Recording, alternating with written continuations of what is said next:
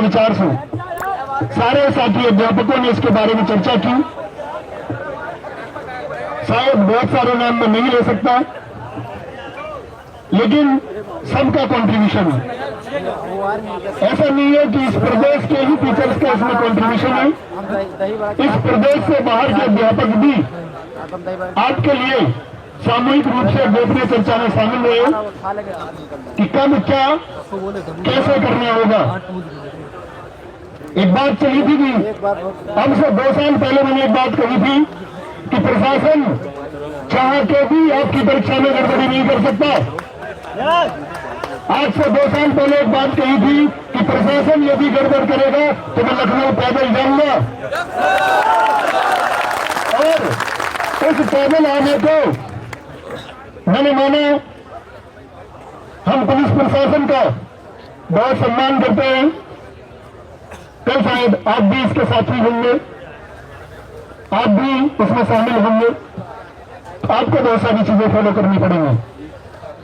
लेकिन पुलिस विभाग को यह भी समझना होगा कि इन बच्चों का आखिरी सपना यह है, अगर ये उम्मीद टूट गई तो इस उम्मीद के टूटने के पीछे तुम भी कहीं ना कहीं शामिल हो। इन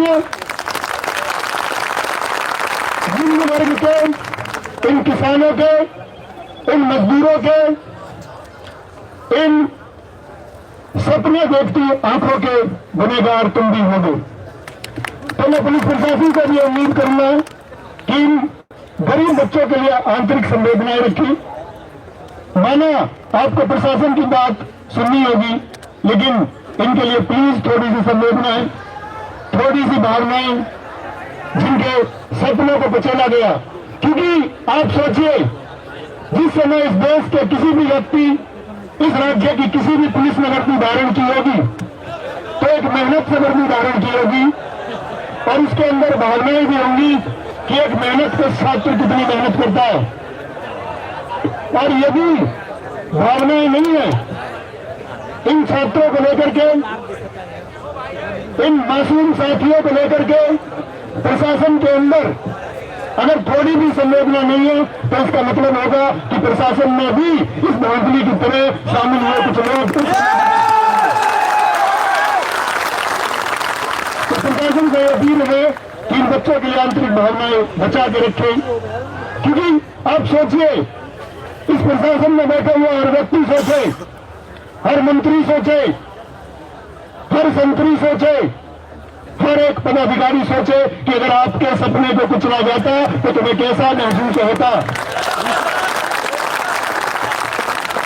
इस छात्र को दोबारा परीक्षा देना यह अपने आप में एक दर्द की बात है। क्योंकि जिस हौसले से हम एक बार पढ़ते हैं, एक टारगेट के लिए पढ़ते हैं, और 45 दिन में हम इतने सारे विषयों की तैयारी कर जाते हैं, वो हौसला हम फिर से जुटाएं और फिर से खड़े हों, उसके लिए छात्र तैयार हो जाता है। छात्र के लिए बहुत कठिन, और मैं कहूं एक हृदय विदारक बात है कि हमको इतनी मेहनत के साथ ये परीक्षा दोबारा देनी होगी, लेकिन हम देंगे री एग्जाम। हमारी एक ही मांग, तो साथी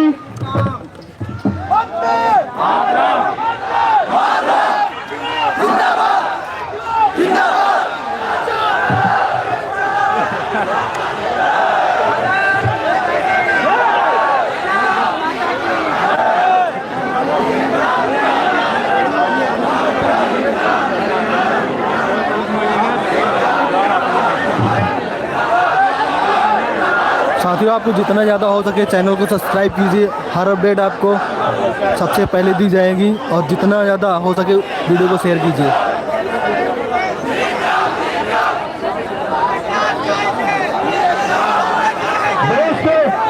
याद रख लेना, एक वादा करना, अभी आपकी बात रखने के लिए हमने से कुछ लोगों को यहीं से जाना होगा, बुलाया गया है। एक वादा तुमसे लेकर जाना चाहूंगा, जो होगा, मैंने कहा अगर कोई जबरन स्टेटमेंट आए, वापस आके मैं ही बोलूं कि आपकी मांग मान ली गई है, तो तुम नहीं मानोगे, क्योंकि मैं कोई पदाधिकारी नहीं हूं, मैं इस प्रदेश को संचालन करने वाला व्यक्ति नहीं हूं। हम मानेंगे ऑफिशियल और ऑफिशियल नोटिस ही हमारी आखिरी उम्मीद है।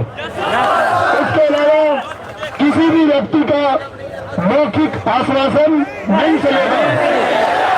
और ये इस छात्र, इस प्रदेश या अन्य प्रदेश के छात्रों के साथ ये पेपर लीक का भी जो न्याय है, ये नहीं चलेगा। पेपर दोबारा होगा, परीक्षा दोबारा होगी और फेयर कंडक्ट करानी होगी।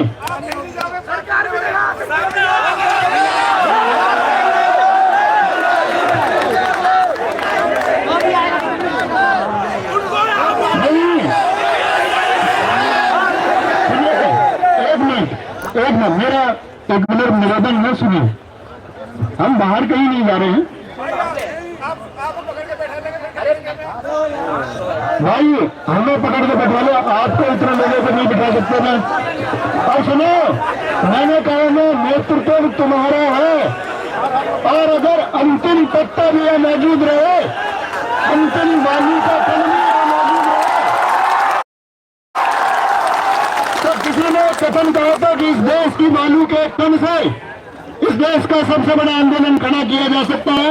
आपकी मांग जायज है, आप घबराना मत। एक अंतिम छात्र में अगर आपको खदेड़ भी दिया जाए ना, तो एक छात्र आगे बैठ जाना, मैं आपको विश्वास दिलाता हूँ, एक आवाज पर इस प्रदेश के इतने इससे कई गुना छात्र फिर बैठेंगे।